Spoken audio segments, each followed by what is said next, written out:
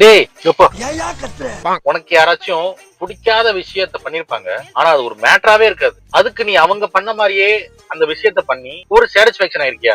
அப்படின்னா ஏன்னா படிச்சிருக்க, பேண்ட் செட் எல்லாம் போட்டிருக்க, இது தெரியலன்ற. சரி நீங்க புரிய வைங்களா. இப்போ நீ ஹைவேல போயிட்டு இருக்கியா, உனக்கு ஒரு ஹாரன் கூட கொடுக்காம ஓவர்டேக் பண்ணி உன்ன வராங்க, ரொம்ப க்ளோஸ்ல வந்து போறாங்க, ஒரு 500 பேர் போறாங்கன்னு சும்மா வச்சுக்கேன். உனக்கு உடனே டென்ஷன் ஆயிட்ட, அது எப்படி என்ன ஓவர்டேக் பண்ணலாம் அப்படின்னு சொல்லி போட்டு நாடி நரம்புலாம் அப்படி வெட்டிக்குது. நீ என்ன பண்ற, அவங்க பண்ண மாதிரியே திருப்பி அவங்களுக்கே அதை பண்ணி ஒரு ஜாலி ஆயிட்ட, ஒரு சாட்டிஸ்பேக்ஷன், வாழ்க்கையில ஏதோ சாதிச்ச மாதிரி ஒரு கெத்து மொமெண்ட்ல.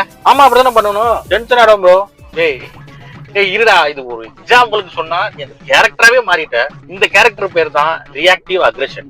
ஒருத்தவங்க என்ன நோக்கத்துக்கு பண்ணிருக்காங்கன்னு தெரியாம என்ன செஞ்சுட்டாங்க, திருப்பி நான் ஏதாவது செஞ்சிடணும் அப்படின்னு சொல்லிட்டு அவங்க பண்ணதே திருப்பி அவங்க செஞ்சுட்டு ஒரு சாட்டிஸ்பேக்ஷன் ஜோனுக்கு போவல, இந்த கேரக்டர் பேர் தான் ரியாக்டிவ் அக்ரெஷன். சரி பீப்பர், அவங்க உன்னை ஓவர்டேக் பண்ணி போயிட்டாங்க, நீ உங்களை கண்டுக்கவே இல்லை, நீ ஓவர்டேக் பண்ணல, அப்புறம் என்ன ஆகும்? ஒண்ணுமே ஆகாது. நான் பாட்டு வண்டி ஓட்டி போயிட்டு இருக்கேன், அவ்வளவுதான். ஆமா, இந்த டாபிக் எதுக்கு இப்போ டென்ஷன் ஆகுது ப்ரோ? நான் போய் டீ குடிச்சு வரேன். உங்க ஃப்ரெண்ட்ஸ் இந்த கேரக்டர் அப்படின்னா அவங்களுக்கு இந்த ரீல் ஷேர் பண்ணுங்க, அப்படியே இந்த பேஜ் ஃபாலோ பண்ணிக்கோங்க.